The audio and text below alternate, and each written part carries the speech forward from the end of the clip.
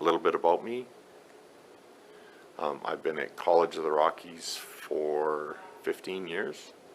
I've been an electrician for about 42 years. Always taught in Canada. I've always worked in Canada. I've never worked abroad. I teach all 4 years of both streams of our trade. So we have what's called an industrial electrician and we have a construction electrician.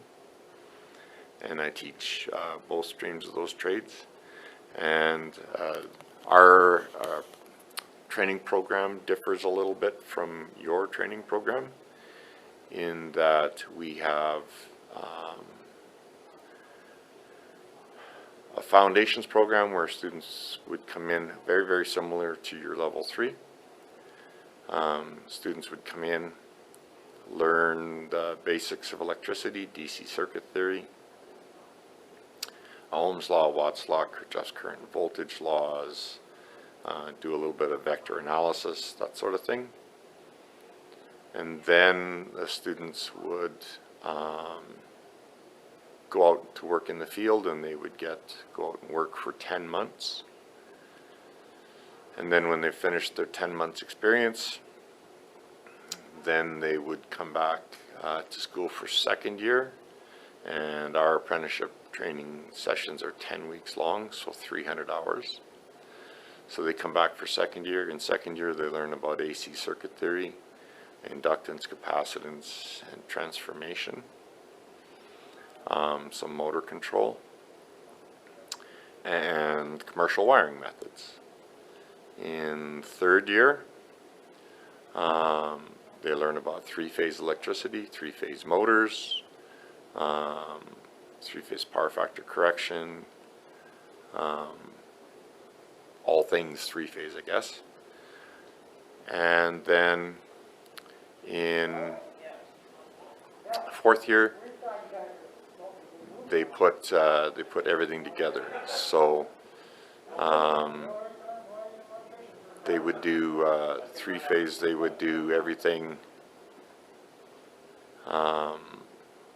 So we study for in fourth year. We study for our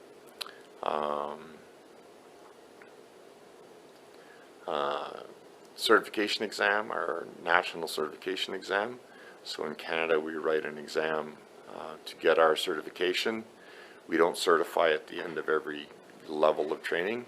So at the end of level 4, you would write what's called your Red Seal, your your interprovincial examination, your IP. And based on a pass mark of 70% on your IP, then you would be awarded your certificate of qualification as a Red Seal electrician. And then you're a journeyman once you've completed your 6,000 hours of time. So that's a little bit different than what you use in Kenya for your certification system. It's a little bit different, but it's still fairly similar. Okay, so the BC electrical training system, or Canadian primarily, very, very similar throughout the country. We have 4 years of training. So the first year is there, shown in red. It's 1,500 hours, 300 hours of school, 1,200 hours of field experience. So they learn basically circuit theory, so primarily DC circuit theory, although we do introduce AC. And it's wood frame construction, residential wiring methods is primarily the area of focus. In second year, the students will learn AC circuit theory, inductance, capacitance, power factor, transformer theory, single-phase motors, that sort of thing. And their focus will be on commercial wiring methods, so pipe and wire, electrical metallic tubing, etc. Then again, that's 1,500 hours with 300 hours of school, 1,200 hours of field experience. Then we have third year. Third year is three-phase circuit theory, so three-phase transformers, three-phase motors, three-phase drives and controls. We also take in DC speed control and DC generators in third year. It's kind of bounced around a little bit, but that's where it is right now. Again, that's 1,500 hours with 300 hours of school, 1,200 hours of field experience. And then we have a split. So for fourth year, you either become an industrial electrician or you become a construction electrician. So an industrial electrician is basically a maintenance electrician, would work at a mine or in a large factory. So they learn skills that relate to more specifically to their trade. So they take instrumentation, a heavier focus on instrumentation, heavier focus on process controls. And they do quite a bit of work with programmable controllers, fire alarm systems, etc. All of that stuff is covered in both levels of fourth year. Again, it's 1,500 hours, 300 hours of school, 1,200 hours of field experience.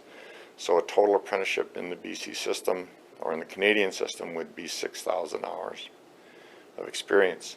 As a construction electrician, you would do some instrumentation, some process controls, some programmable controllers, but your focus would be on more building ends of things. Both electricians are just as valuable. There's not one that's more specific than the other. It's just their areas of focus. In fourth year, we also tend to do more study on the advanced Canadian Electrical Code. Canadian Electrical Code is covered off in all 4 years, and I know that